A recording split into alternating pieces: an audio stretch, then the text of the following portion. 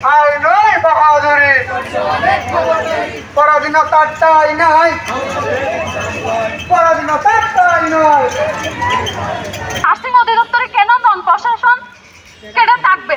আমরা চাই আমাদের গড়কে, আমাদের কাউন্সিলকে, আমাদের পেশার মানুষ দিয়ে সাজাতে চাই। সবসময় বলা হয় যে বৈষম্য দূর করো, বৈষম্য দূর করো। আমরা কি আসলে বৈষম্য দূর করতে পেরেছি? নার্সদের যে সাস্টেইনেবল গোলগুলো আছে সেখানে তো বলা হয় যে বৈষম্য দূর করো। আমরা তো আসলে বৈষম্য দূর করতে পারিনি এখনো। উন্নত বিশ্বে দেখতে পাই যে নার্সরা অটোনোমাস বডি হিসেবে কাজ করে, তারা স্বতন্ত্র হিসেবে কাজ করে, কিন্তু আমাদের দেশে তো সেটা আমরা দেখতে পাই না। বিএনএমসি এবং ডিজিএনএম এই দুই জায়গায় আমলাতান্ত্রিক না করে আমাদের নার্সিং সমাজ থেকে যাতে পদায়ন করা হয়, আমরা চাই আমাদের এই জায়গাগুলোতে আমাদের লোকে আসুক, যাতে আমাদেরকে বুঝতে পারে, আমাদেরকে জানতে পারে। এখন যে প্রশাসন ওখানে বসানো হয়েছে ওনারা আসলে আমাদের সম্বন্ধে মনে হয় না বিন্দুমাত্র ধারণা আছে।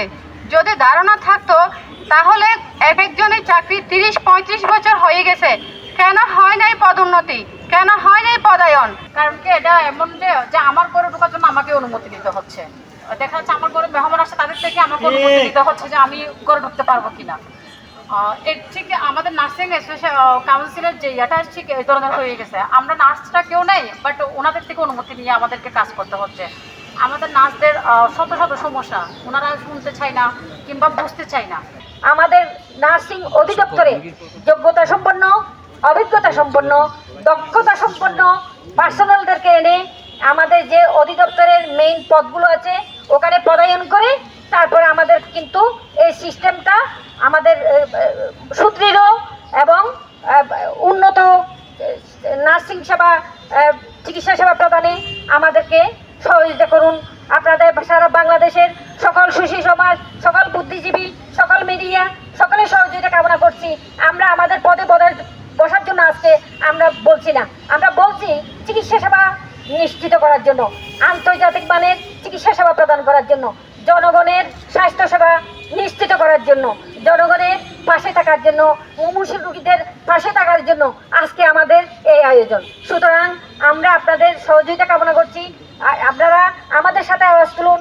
আমরা যেমন আজকের এই যে নবগঠিত আমাদের প্রধান উপদেষ্টা মহোদয়, আপনারা জানেন আন্তর্জাতিক খ্যাতিসম্পন্ন, উনি যথেষ্ট যোগ্য, যথেষ্ট অভিজ্ঞ। আন্তর্জাতিক নার্সরা কোন অবস্থায় আছে উনি অবগত আছেন।